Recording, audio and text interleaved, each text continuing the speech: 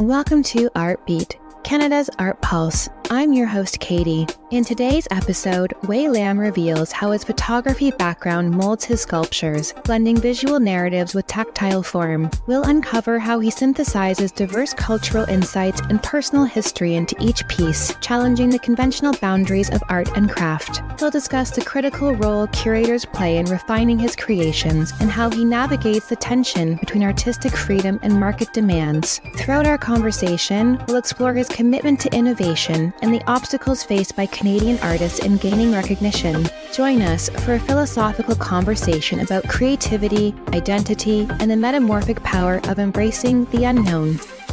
Huy, hi. Good morning. How are you? I'm great, thanks. How are you today? I'm doing excellent. Huy, if we can, I want to start with your background in photography. And actually, let me back up for a second, because when we first had our initial call to discuss the podcast and to see if you'd be interested in coming on, I felt like we had some very poignant conversations. And I know we both said that we were going to try to recreate some of it for this recording today. And I found your background in photography and the work that you've done and the places that you've traveled so fascinating. So what can you tell us about your background? Well, to me, it's obviously makes sense because I've spent so much time in my youth and in my 20s and 30s doing photography.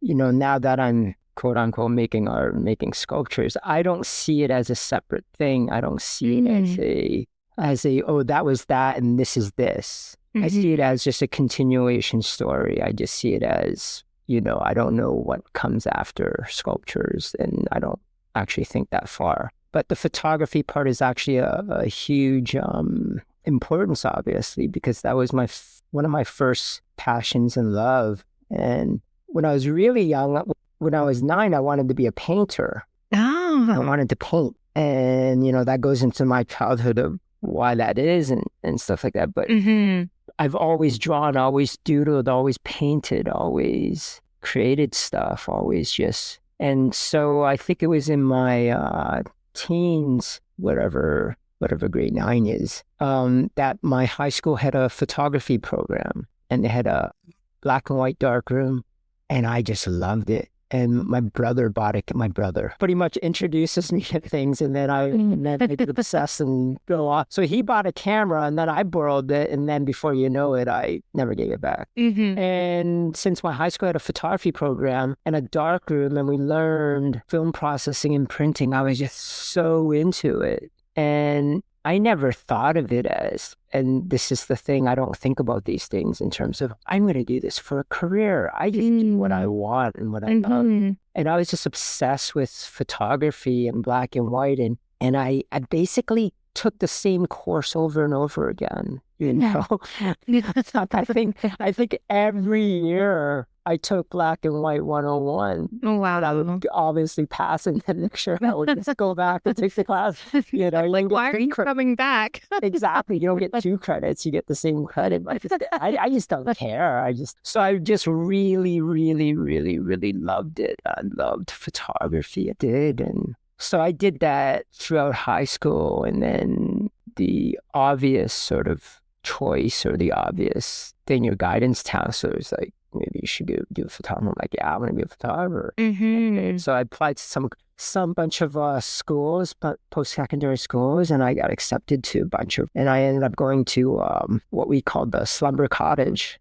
Do you know what Slumber Cottage is? No, I don't. It's Humber College. Okay, I had a feeling, but I didn't want to. Slumber Cottage. Yeah, so I went there for 2 years, and it was a very technical school, no bells and whistles. And there was an option. I got accepted to Rochester Institute of whatever. They had a photography program that accepted to Ryerson's and OCAD. What's the one in Belleville? Royal, whatever it's called. Yeah. Sheridan. And I'm just like, I'm taking the one I can afford. I'm not going to RIT or whatever. I'm not going to 4 years. And I also knew that for me, college was not the end all be all. For me, it was just a rite of passage of going to school and getting out of the house and stuff. So basically after that, I got out and I started assisting. I started apprenticing and worked everywhere. And first jobs was to work at what they back then called a catalog studio. This is the good old days where Sears had a catalog. I was just thinking about Sears. Yeah. And I learned so much. This actually is a very important point, and that is I've always been handy. I've always liked to make things. So that includes being in a dark room for hours and hours and days and days and days. And my father was a machinist. My mom's a seamstress and a machinist. My brother always worked in some sort of industry, and we built our own garage. And I just know how to build things. And what was fascinating was that my first job working at Kellogg House, we had these old school guys shooting big 4x5 cameras, and we were shooting sets. We would shoot everything. I was assisting a fashion photographer. We shot models. We shot everything. But these guys down in the studio, they would build these sets and they would light it. And then, this is pre-digital, so you couldn't retouch anything. You had and these guys would light it. I mean, if you want to learn about lighting, these guys would light. There would be 60 lights. Wow. And light it. And I was always just not like, I'm going to do this and not do it. No, I did everything. I grew up working in a farm, grew up working in a sweatshop, doing silk screening, t-shirts. I did do a quick gig in a restaurant washing dishes. That's hard work. That was like, I lasted like 2 days. But what I learned from these photographers was not just photography, but how to build sets, how to actually build a kitchen, how to put up cabinets, how to drywall, how to use, everything, because from scratch, you're like, oh, we're going to build a set. We're going to shoot this dining room, whatever. So everything from building the set, painting the set, I've painted so many cozies, to actually doing the photography, to actually lighting it, to actually being behind the camera, to actually processing the film, the whole process from beginning to end. And I loved it all. I learned so much as an assistant. I learned so much weird stuff. So anyways, long story short, that was my love and just every process of it, the photography. And then I was assisting, and then I was traveling, and I loved traveling, and I loved photography. And in hindsight, I think it was a great tool for me because I was pretty shy maybe in my teens and stuff, or I just didn't have much to talk about. I just never really engaged in conversation. I just saw everything visually. And photography was a great communication tool. It was a great tool for me to communicate with people. And what that meant was I was able to travel to India, travel to wherever I was. And I wasn't the type of photographer that had this huge long lens and I was like 60 feet, trying to sneak a shot. I shot everything with a 50 mil, so that was pretty cool. Wow. I would walk up to people, and it's amazing how much you can communicate with. That's what I learned in my early photography, and I loved it. And I would just walk around with a camera. And I did that here in Toronto. I did it everywhere. I wanted to be a journalist. I wanted to be a war photographer. But it's amazing that I would walk around the camera, and I would see somebody, and I'd try to make eye contact, and I would just like basically look at my camera, and I'm like nonverbal communication. I would basically say, can I photograph it? I wouldn't say it, but I wouldn't, because I didn't speak Hindi. I didn't speak whatever language I was traveling in, whatever country. And they would either nod or they just put up their hand, but most people nod. But the saying that, the eyes are the soul, or the like the door to the soul, or whatever. The window to the soul. The window to the soul. So I would just, my earlier photographs, or my photographs now, is they're very close. They're up front. And so they know I'm photographing. And I did that for many, many, many, many, many years throughout my teens, 20s, 30s. And I still do it. What does that mean? It means that I was very disciplined. I was very obsessive, I still am. When I'm into something, I just like exhaust it to the end. Yeah, that's what I did. And I had to hone skills back in the day where Photoshop didn't save you. Either you knew how to take a photo, either knew how to expose a piece of film, or you didn't. You learn how to do it correctly. You have to. because it's costly. Let's just say there's a monetary, if you don't pay attention and set the ISO properly or whatever, you travel, you come back and it's like you have a roll of film, it's all underexposure, overexposure. It's like there's no redos, So in a way, it was great because it taught me discipline and focus, and you have to pay attention. And we learned something called pre-visualization, which is something I still practice with today. And what's that? Basically, you have to know technical things. Or I have to know technical things. I'll speak for myself. And then you pre-visualize, it's like, I want to do a shoot with Katie. And it's like, what do I want to, what image am I trying to project? So it's in my head, and I'm using the same technique when I make sculptures and stuff, or when I, whatever. And it's like, I want it, how do I want present Katie? What is the intention? Do I want Katie to look classic 1930s black and white? Do I want Katie's to look like high fashion? Do I what is the project? What are we trying to do? Am I just want to photograph Katie like, snapshotty documentary style? So that's the pre-visualization. So let's just say I want Katie to look like Art Deco, 1930s, whatever, the Great Gatsby. Then I can see it, right? Then all these references come in, right? The clothing, the lighting, blah, blah, blah. So you have to pre-visualize it. What are we getting? Like Rolls Royce? And it's all in my head. It's already all the images created in my head. So you start from that, and then you have to how am I going to light it? Which is the most important part of everything, is photography. But you can see that in my sculptural work. And that's what I spent many years learning from amazing photographers. I learned everything from photographing cars to lighting whole buildings. I worked with a still life photographer who shot cereal boxes, shot everything. God, it was so painstaking. And this guy was I'm not going to name names, but he was out there. But he loved me because I was so patient, and literally, again, pre-digital, he would get literally a crate full of cornflakes, and he would dump it all out on the table, each box at a time, and he would go through, I'm obsessive, but this guy was all right, you got to beat on this. He spent 2 days with a pair of tweezers going through, picked out the best cornflakes for the top, and I would assist him, and then we would light it, and then we would shoot a box of cereal. That's commitment. That is commitment. But you had to, and that was when digital didn't save you. I learned from everyone. I learned from very top photographers in the city that shot everything. And it was amazing. It was a great experience. And then I would learn things, and I would take things. I was like, yeah, I'm going to do it like that, or I wouldn't do it like that. I'm not going to do it like that. And at the same time, there was a period when I worked for and this is what's so interesting about, it's all coming back full circle, is that right now I'm working on a bunch of sculptures. I'm working with material, metal, you're working with epoxy and all this weird stuff, and which is something I haven't done or casting stuff. But there was a period before I went on my own as a photographer. I had to make the break as an assistant, and I spent 2 summers working with a prop maker. So back in the day, if you wanted to do a shoot of, let's just say, a popsicle that looked like a Volkswagen Beetle, right? Now you can probably ChatGPT that. Right. But if you wanted to do that, how would you do that? Well, you had to make a model. So this guy would know how to make a popsicle look like in the shape of a Volkswagen Bug. And when you photograph it, it would look like a nice frozen popsicle stick.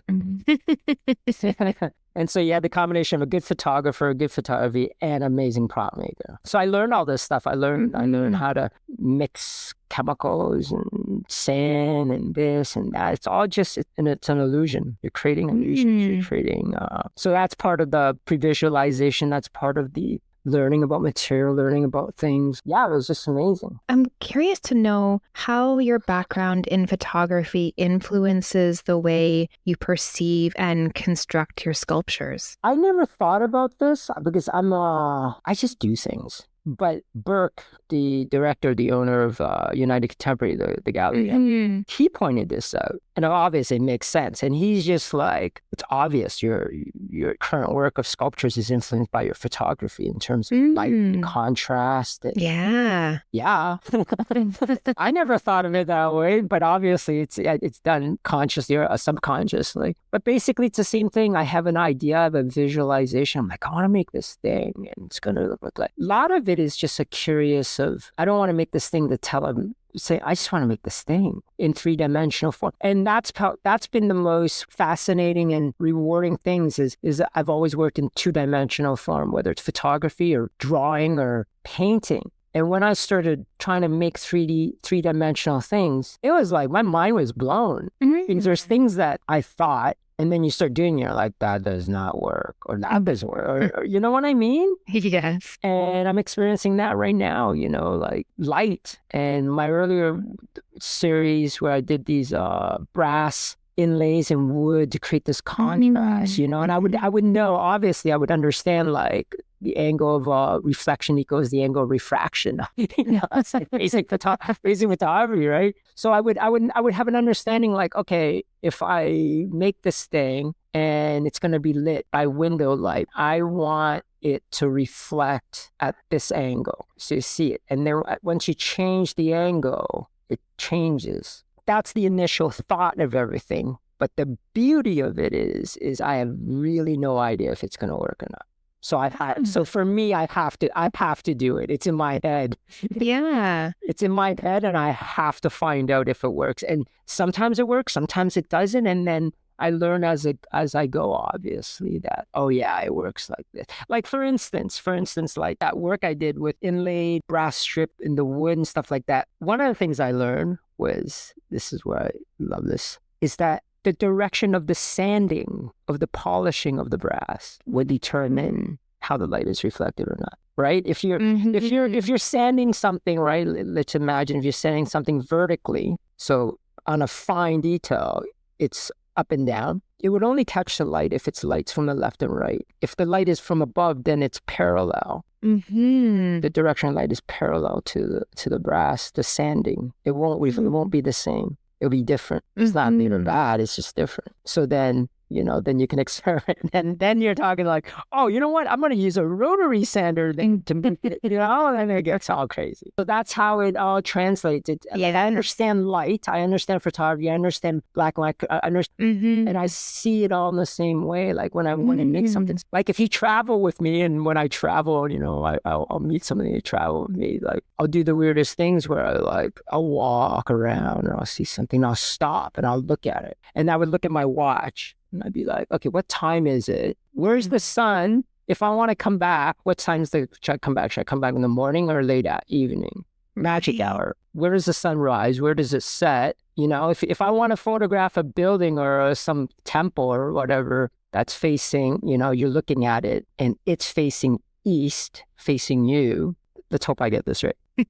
Then you would want to photograph it probably in the morning during the sunrise because then the light's on it. If you come back in the afternoon, a sunset, you'd be backlit.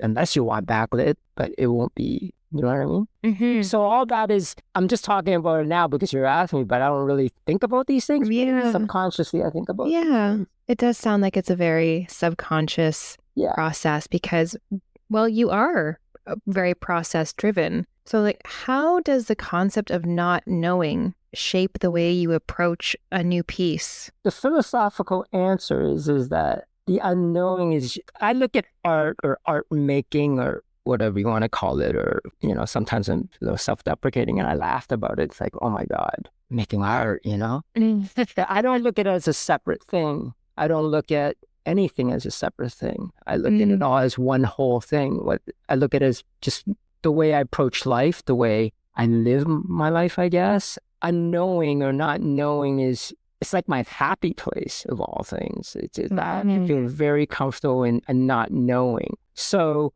I've traveled a lot and I'm like, there's good and bad in this, right? I don't do research. I just show up. And it's bad because you're really naive and really stupid. when I traveled through Central and Latin America, Central America, and I basically stumbled into a civil war, like oh my goodness, like a full on. Wait. So this was during the uprising in Chiapas in southern Mexico, where we signed NAFTA. And of course, the indigenous gets screwed on that one. And there was basically a full-on civil war in southern Mexico.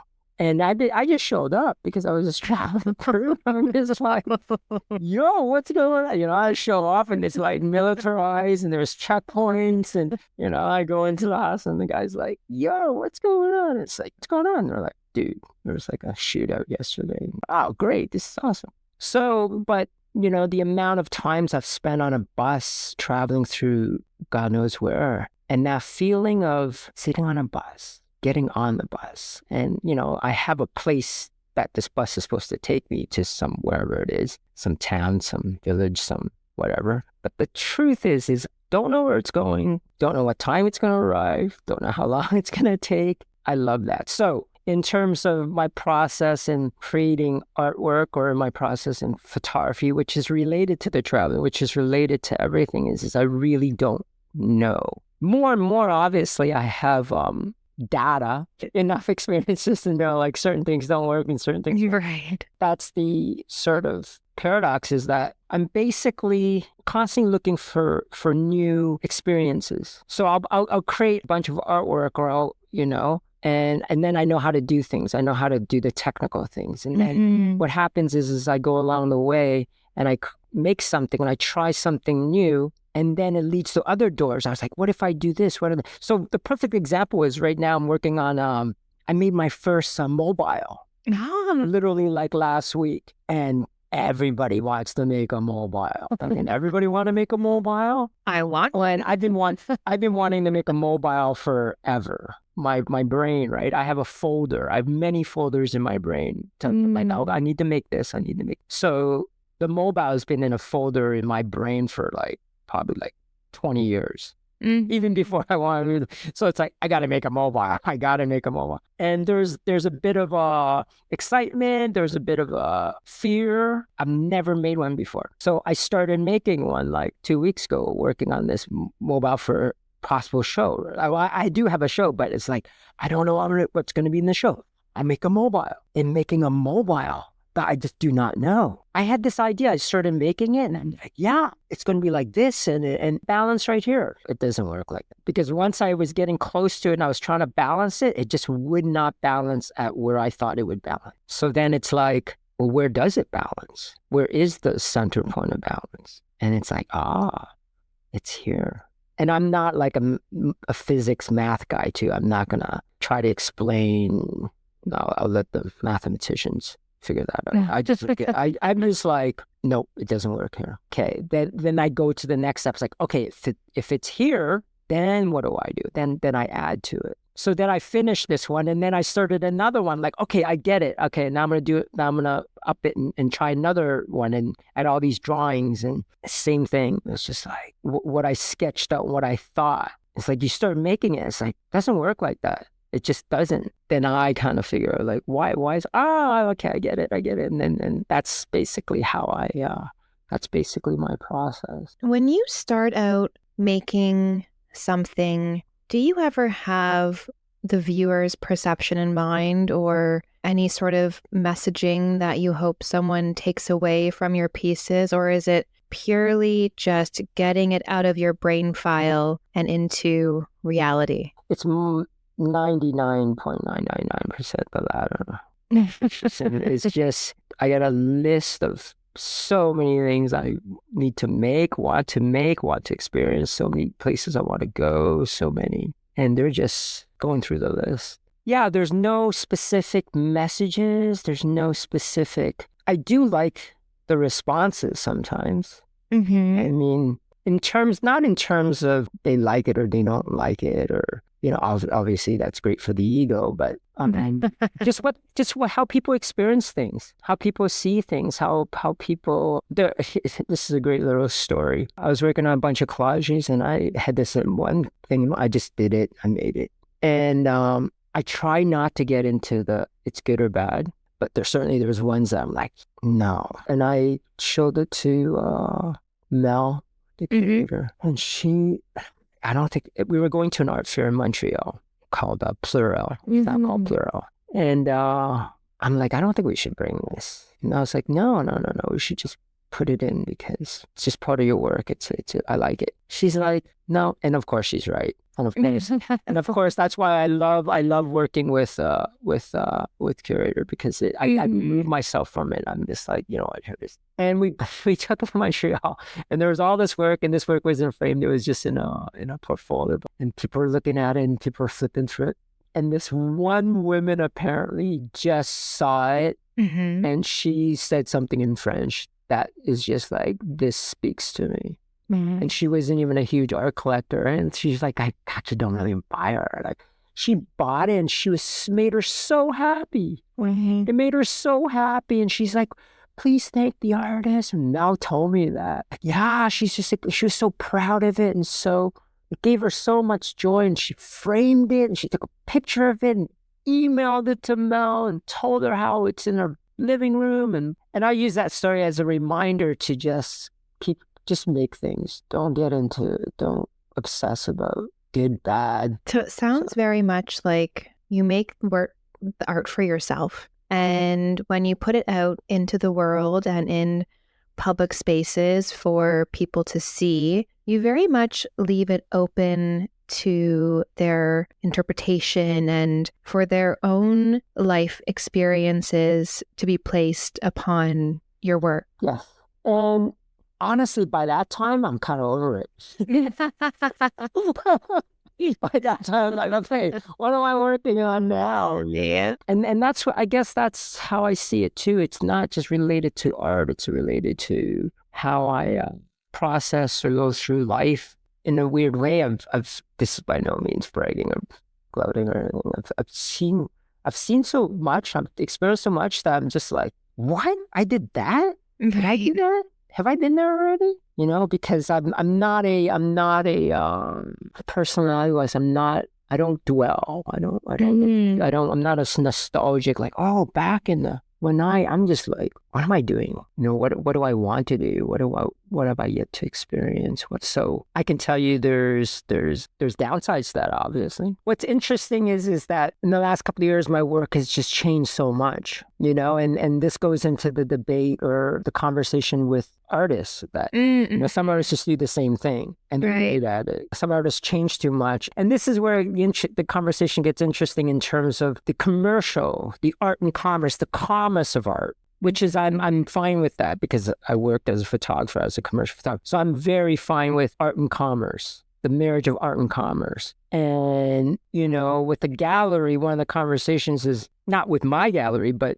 this is what, you know, conversations I hear, you know, it's like some artists, they do the same thing and people are like, you got to do something new. And some artists is like, it's so different that for collectors, I guess, is like, there's no consistency. I don't get in those conversations because I don't know. I'm just like, I don't know what's like. I just look at what I do. So I guess the risk, because I'm jumping around so much, that it's different. But what's beautiful is that Mel, she's like, no, but your work there's a consistency into it. And that is the attention to detail. And if you look at it all in a big thing, it all connects. The downside of it is I go like, that's crazy.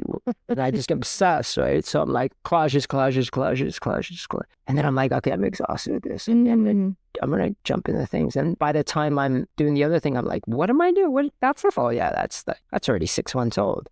And the conversation, what I find interesting is I was like, sometimes you should explore that a little bit more. You should explore this little theme, this little thing a little bit more because there's so much more you can do with it. And she's absolutely right, obviously. But for me, it's like, I already did that. Feels like you're very surface with a lot of different things and don't seem to go too much in depth. I go in depth in terms of my skills, of what I can achieve and do. So this is something that's really, really interesting right now. Like, so for me, it's like I think about these things in terms of philosophically about life and about all these things. Right now, the great thing is the greatest gift that my parents ever gave me was that they never ever seeked. I never need their approval for anything or anyone's approval for anything. So I never do things under the pressure of to please someone. Frankly, I don't. Because I never need it, I don't ask for it. So everything I dive into, it's not like, what would X think? Because it's not in my awareness and consciousness, frankly. I don't care. So the passion and the obsession drives me to like, I want to do this. I want to make this. And then it's like, I want to make the best mobiles that I can possibly make. And then when I get to that point, I'm like, okay, I want to make the next thing, right? But the cool thing is I'm trying to find that balance now and taking into Mel's point. And it's great. And which is what I'm slowly doing more now. It's like, oh no, I should do a little bit more. I should go back a little bit more of that. But I have enough data, I call it data. And that's just like, I've got kicked in the head enough times, made enough mistakes. That's like, all right, I've done that like 17 times. It's probably like 18 might be a little bit too many times to make the same mistake, 18th mistake. Right? So what am I getting at? What I'm getting at is I know why I do that. And it's when I was younger, I had a different philosophy, a different perception of how, and that perception, that drive was, I used to literally think about life this way, which is I want to touch the edges. What that means is whether it's my photography or traveling or whatever, I want to go as far as I can to the edge and not go over the edge. And that's how I used to approach everything. And it's good, but it's got a lot of downside to it. So in terms of like traveling, in terms of partying, in terms of all that stuff. So in terms of art too, in terms of photography, I would get the t-shirt. Yeah. And then I get the t-shirt. It's like, great, I got the t-shirt. But I'm balancing that out now more. I don't have to go to the edge.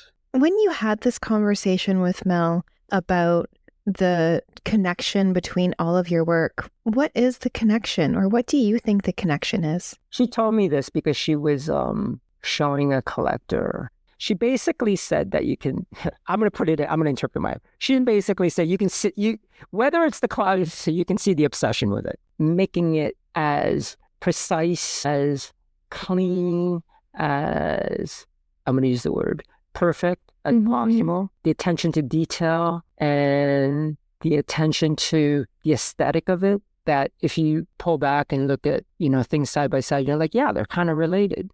It's from the same artist. That's the way I think she described it, is that if you actually really look at it, you can tell it's from the same artist. It's the same person. What is your thoughts around the connection between your work? I don't know. The way, okay, this is basically as philosophical as it gets. Because I've had no outside pressure in terms of what my parents, my mother, and my father, my family, has never said to me, you shouldn't do that. Don't do that. Ever. In anything. Like they never said, don't go to Colombia. It's like, I'm going to Colombia, I went to Myanmar to see it, which is modern day Burma. Yeah, it used to be called Burma. That was what the British named it. It's called Myanmar. They're under sanctions, and this is like in the 2000s. Like the Canadian embassy and every embassy is like, don't go to Burma. If you go to Myanmar, you're on your own. Like there's no diplomatic, like if you go in there, something happens, you're on your own. What do? Go. I'm going to Burma. Of course. Why wouldn't I go to Burma? I wanted to go to Burma. I was in Asia. I want to go. There's so many countries in Asia. I want to go to Burma. I want to photograph it. I want to see. Of course I would go to Burma. So because there's no restraints in that way, I approach life and I approach my creativity and I approach what I want to do, how I want to live my life, how I want to express in the way I know how to express, which is I want to go to Berlin to photograph, to experience it. That's it. That's the goal. So in terms of creating artwork, it's the same thing. Is I want to do it. I learned when I started working as a professional photographer, I balanced that out. I would do the commercial work to get the money to then do whatever I wanted to do. Subconsciously, the point I'm getting at is I want to make things and get other people to pay for it. That's the goal. Philosophy, that's the underlying thing. I'm going to create things, what I want to create, and get other people to pay for it. And someone told me this when I was really young. And I think this was with my friend who was the prop maker at the time. And we got in this philosophical question talking about like, because I was trying to get out, I was starting to go on my own to be a photographer. And we're talking about stuff. And basically my belief in my basic premise is that if you put your heart and soul into something, someone's going to pay for it. Someone out there, a very small group, you don't need a lot. You need a handful of people that will see through it all and just go, I want that. And you see that, obviously. You see that in amazing art. You see that in music. You see that in everything. You don't have to explain it. If you go to a gallery, you go to anything, you see something, you're like, oh, this is so amazing. It reaches into your soul as an observer. Like, why? Because you can tell, because you can't fake authenticity. You can't fake it. And that's what you're seeing right now. That's so amazing with the amount of social media and the amount of content out there, the amount of art, the amount of, and it's fantastic. There's things that you look at and you're just like, man, if I had the money or whatever, even if it's not about money, you're just like, that's so amazing. I believe in that. So, I mean, it's too late for me to change my mind now, right? So that's how I create. That's how I, I have ideas. There's things I want to create and see into form. You mentioned something at the beginning of our conversation very briefly, and I'm wondering if we can talk about it a bit more, which is your childhood and how you were drawing a lot during your childhood as a form of communication and expressing yourself. What more can you tell us about that? It's funny because I've never thought about these things. And it was actually Mel that kind of instigated this because when I joined the gallery, she wanted to know, do you remember your first, do you have memories of your first drawings or how you became a visual artist? And I never really thought about it that way. But what I actually found out during the pandemic was that I was pretty much illiterate until I was like 10 years old when I first came to Canada. So long story short, I was born in Vietnam during the Vietnam War. That was a long time ago. If you don't know when the Vietnam War happened, then Google it. That war, yeah. And I'm ethnically Chinese, so my parents are Chinese. But I was born in Vietnam, and basically throughout my whole childhood, I never went to school. And that was because it was war. It was during the war. And then after the war, my parents were like, we're not sending you to communism school. And there was probably no school because it was after the war and it was chaos. So my parents had businesses and they worked. And basically my siblings and I were left to our own devices. And I have 3 siblings, 2 older, 1 younger. My parents were pretty wealthy for that period. And there were stints where they actually hired us a tutor. We had a tutor, a French tutor, because it was Vietnam. Of course, we didn't learn anything. I didn't learn any French. So basically, he was a glorified babysitter. So I'm ethnically Chinese. I speak a little bit of Cantonese, enough to order dim sum. I did not learn Vietnamese, did not learn how to read or write Vietnamese. I did not learn how to read or write Chinese until I was 10. And my first school was actually after we immigrated into Canada. And I went to school. I don't even know what grade they threw me in. And I just drew pictures for people, for the other kids. And the funny thing is I don't really remember it. Several years ago, or like 10 years ago, you start to reconnect with your grade school friends on Facebook and stuff like that. And they would tell me. My one friend would tell me, he was like, oh yeah, I remember that drawing you gave me. And I remember the day you came into school and you drew all these pictures and drew pictures for everyone. And so when I talked to Mel about it and about my first memories, it all connected. And I'm like, yeah, blah, blah, blah, I don't know. And she's like, it's obvious. That was your communication tool. You had no verbal language. And I'm like, that makes sense. And so that was your earliest form of being an artist. I have to plug my mother in because she's awesome. And so at the age of 10 or whatever, and I was like, I want to paint. And I was very quiet. I didn't talk much. I was just like, I want to paint. And then my mom would just, one day, I would show up. I would have paint. And then I don't remember this. I think we have my brother's friend. His mother was a painter, and she painted all these very classical oils, landscape, mountains. And before you know it, I was doing painting lessons with her every Sunday evening. Wow. Mom could pay for It's just like, yeah, go paint. And then when I decided like I don't want to paint, I want to take pictures, they built me a darkroom. I built the darkroom. My brother helped me build. We built the darkroom. Is that amazing? Mm-hmm. That was my parents. That's my family. It's amazing. I love them. And yeah, and so I was allowed to just do whatever I wanted to do. I still function on that level today. Obviously sometimes it has its downsides, but and it goes back to the whole thing with talking to the gallery about jumping from just doing things, right? Mm-hmm. Is whether it sells or not, whether it's a good idea, whether it's a bad idea, whether what would people think, what the collectors think is not in my calculus. It's not in my reasoning of what I should and shouldn't do. I wake up and it's like, today's the day I'm going to make a mobile. And today I'm going to make a freaking mobile.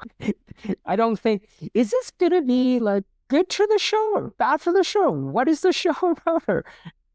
How does this relate to whatever? It's like, like it's not in my reasoning. It's like, I want to make a mobile. I need to make a mobile. I'm going to make a mobile.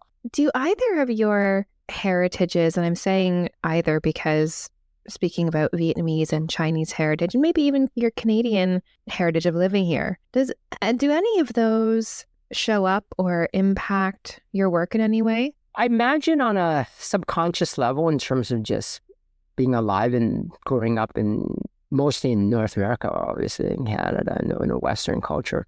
But I've always been interested in the world, hence, the traveling. I wanted to document it. I wanted to photograph it and see it.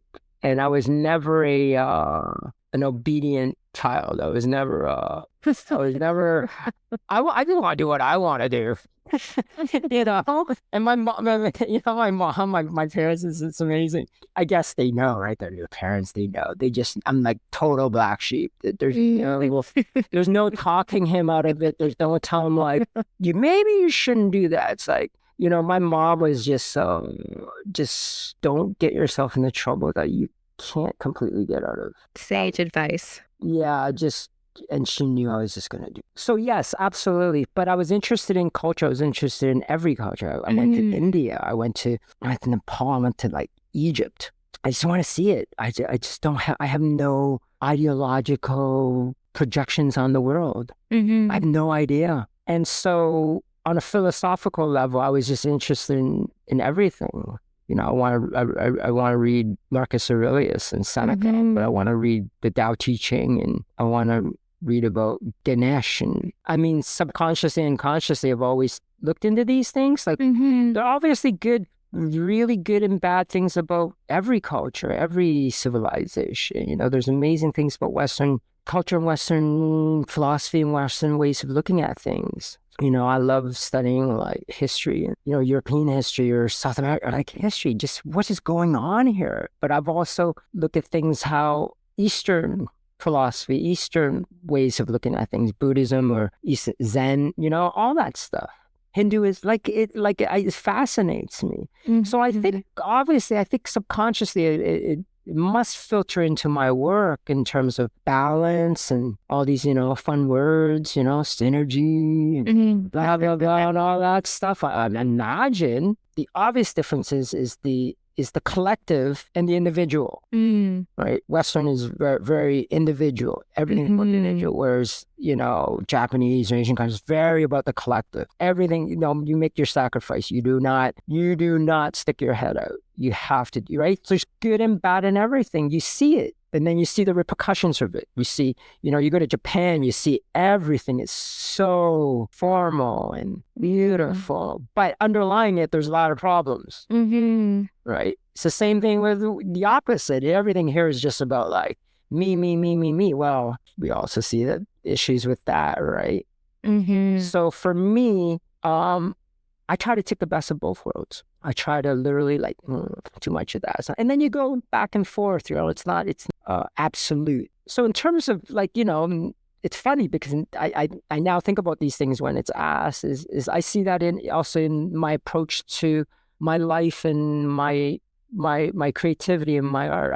I don't look at photography as something in the past. I don't look at what I'm doing now is anything. I look at it as just one continuous project. There's things that you don't even know you don't know. That's where I'm at. I know he's a warmongering, genocidal, crazy person, but it was actually Donald Rumsfeld that said, there's things you know, there's things you don't know, and there's things that you don't even know you don't know. And I love that end part. And I approach art making, creativity, life, literally like that. And I think this is what so makes artists amazing. You're basically doing things you're not supposed to do. In terms of, I'm welding things you're not supposed to weld. I'm playing with chemicals you should not mix together. Sometimes it's very dangerous. Right. I was soldering.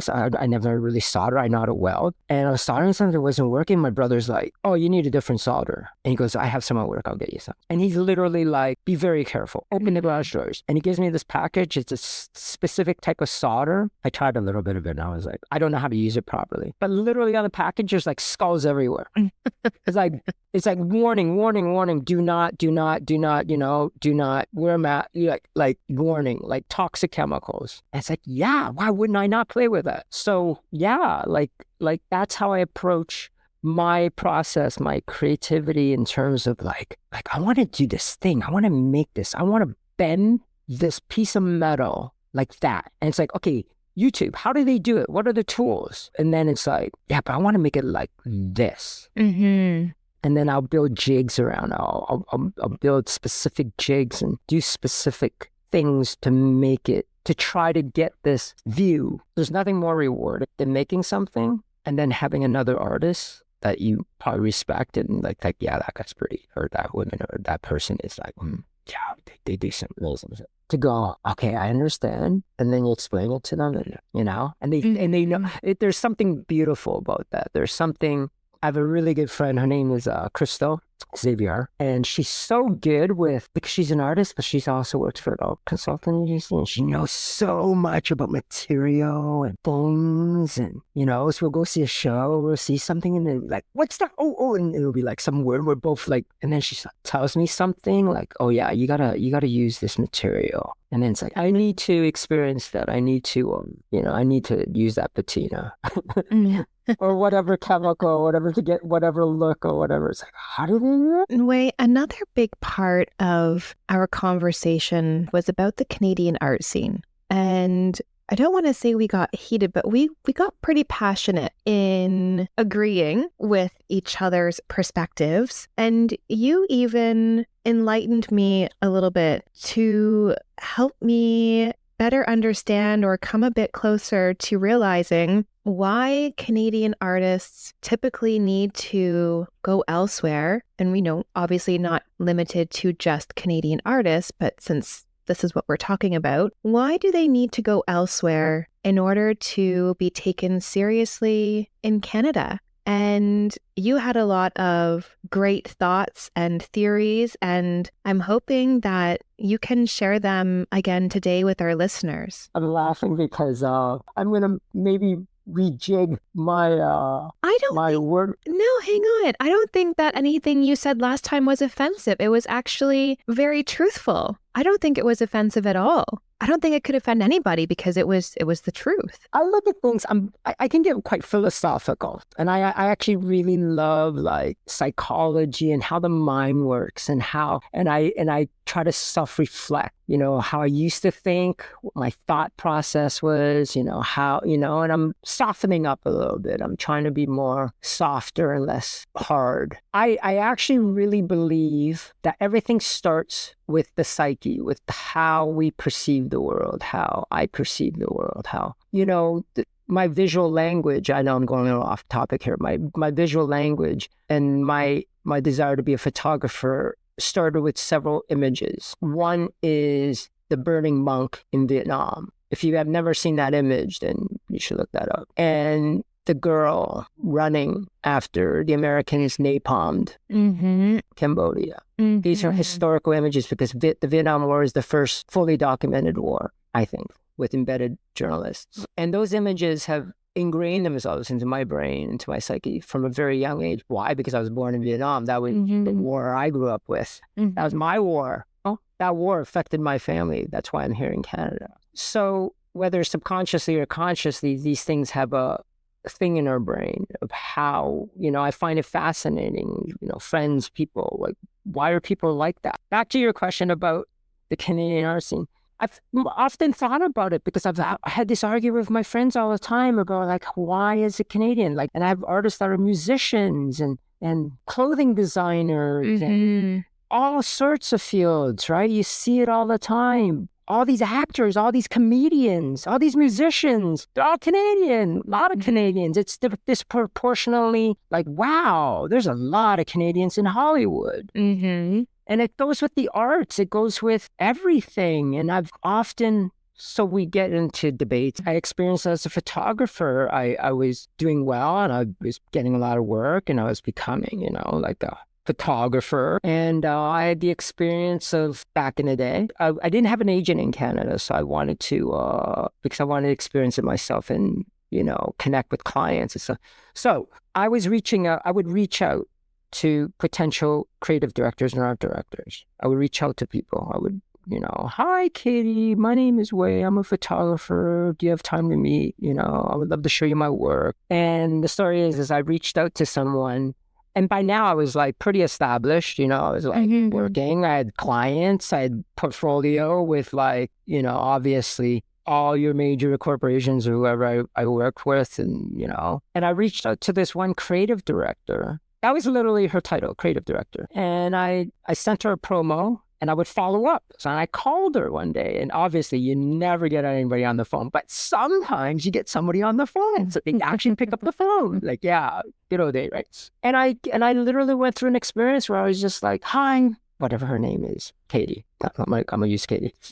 Hi, Katie. My name is Wei, and I'm a photographer. And I sent you a promo. I would love to, meet you, have coffee, and if you have time for that, I would just send you my portfolio. And she literally said, "Who are you?" And I'm like, "Oh, my name is Huy Lam. I sent you a promo." And she's like racking her brain, like, I don't know, and because I caught her, and she's like, well, I don't know who you are. And it's like, well, I'm not offended. I'm not like, what? You don't know who I am? I don't even know who I am.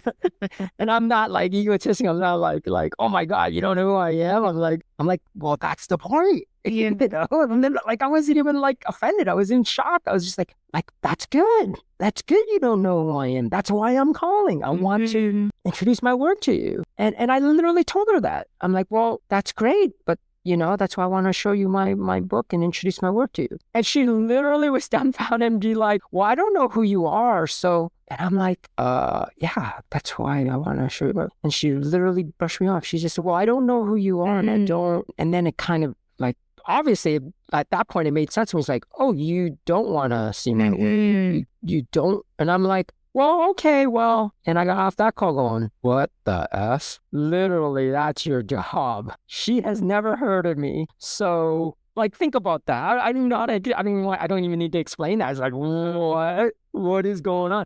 And then the opposite story is that, I have a friend who is a designer, literally shows up to New York, calls his most admired designer, like a graphic designer. He told me this story. He shows up in New York, had his portfolio in hand, walking around, calls up this designer that he really admired. Out of the blue, cold call. Hi, my name is Matt. And the guy's like, who is this? My name is Matt and I'm a designer. But I really like your work and I'm just down the street. Can I come in and see you if you have time? And the guy literally told him, I got 6 minutes before my next meeting. Where are you? And he's like, I'm down the street, like literally downtown, like downstairs. And he's like, come on up now. Wow. And he ran up and showed him his work. So what am I getting at?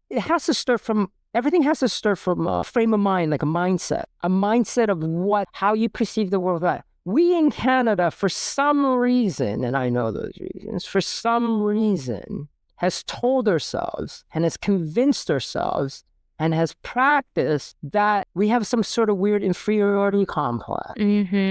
I some agree. weird thing that we've made excuses for it. And it's classic. It's probably like, go read some psychology Freud. I'm sure he's diagnosed this, right?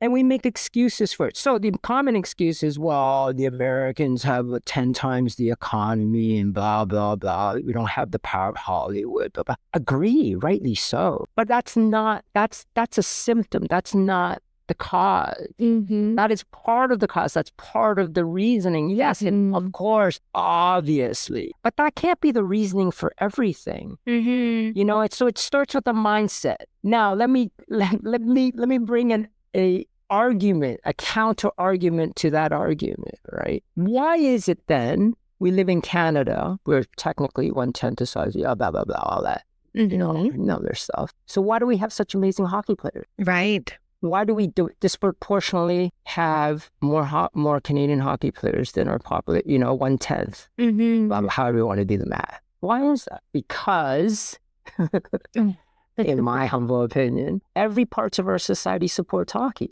It's true. Down to the person on the street, to the corporations, to the government, to our culture, we support hockey, and we should support hockey.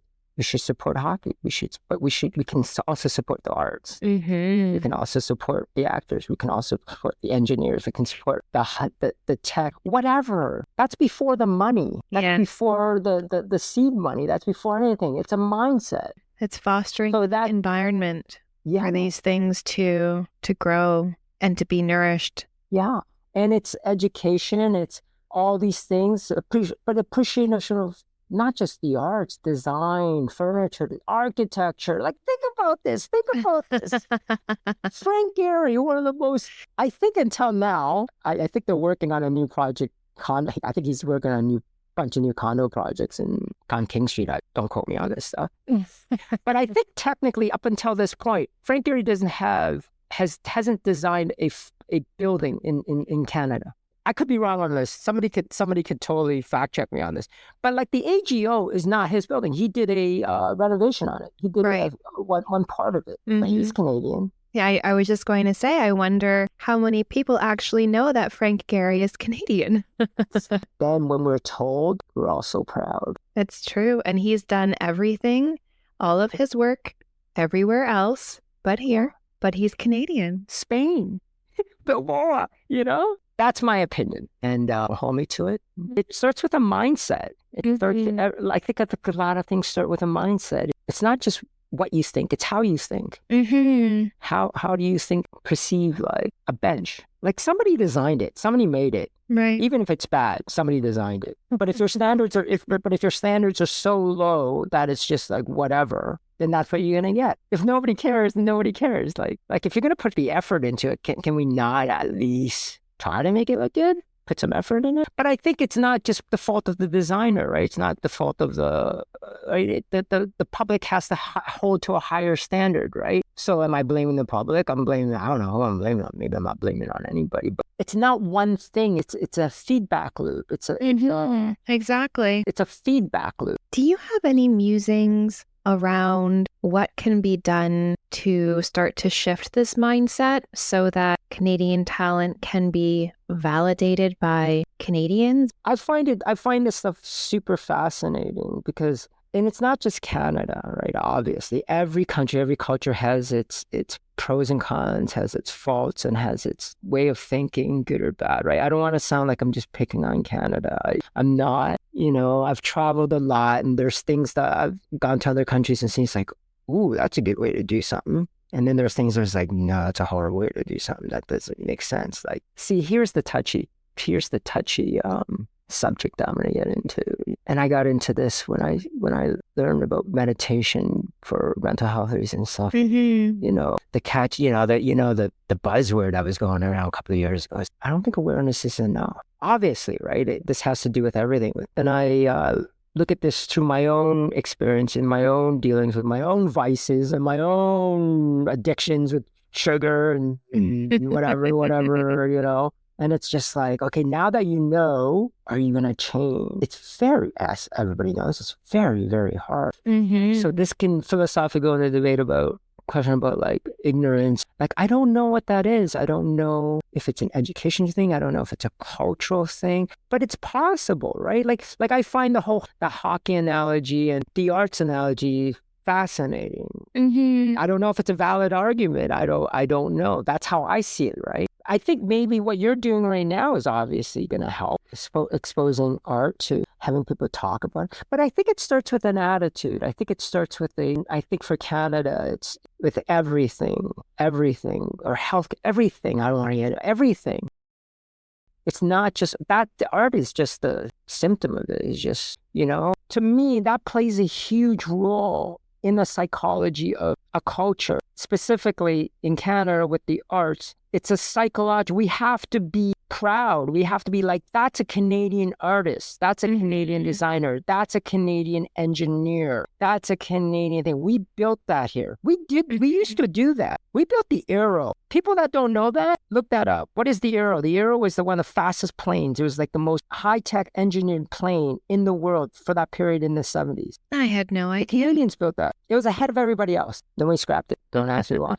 But I guarantee you, the people that built that plane in that period, we were proud. We built the Canadian arm. We built the Canadian arm for the right? Space station. Yeah. Robotics, right? Uh-huh. Like we are proud of those things, but we don't really talk. You know what I'm saying? No, we don't. So why can't we have the same attitude, whether it's robotic arms or whether it's the street busker, musician? Like it doesn't cost you anything. You don't have to be like, oh, that's a Canadian artist. We never heard of him. So let's wait till that person makes it big and then they come back. So wait, what's next for you? I'm working on a show currently. It's at the Grimsby Gallery, which is a public gallery, and it will be my first show at a public gallery. It opens in August, but I think they're pushing it till September for schedule reasons. We haven't confirmed that. I'm quite excited about it. I'm not exactly sure what I'm doing. I'm just working on a bunch of stuff right now. It's a pretty big space for me. And like I said, I've started doing a bunch of new mobiles, so I'm going to work on that. That will probably be in the show. Yeah, just in terms of the show itself, it's going to be very exciting because I have a big space to fill, which goes into the whole psychology thing for me where I'm just like, I got to fill it. And then the curator's like, no, you don't have to fill it. So, but my approach is pretty much right now, I'm just going to create work. And then as we get closer to the date, it'll be like, and then I'll work with the curators to be like, okay, this is what we'll put in. This is what we'll put in. So as you can see, I'm not this is the goal. This is the message. This is where how many pieces. I cannot wrap my head around that. My approach is I'll just make a bunch of stuff until I don't have time. And then it'll be like, oh, we'll put this in, we'll put this in, we'll put this in. And then the show will be called this, and then it's about this. And where can people find your work? They can find my work through United Contemporary, which is the gallery that represents my work in New Toronto. It's unitedcontemporary.com, I think. Or my own website, which is huylam.net, or on Instagram, _Huy Lam_. And Instagram's a good place because I post a lot of stories of my process, which I kind of enjoy. Amazing. Well, Huy, thank you so much for spending time with us today. It was an absolute pleasure. Thank you for having me. Thank you.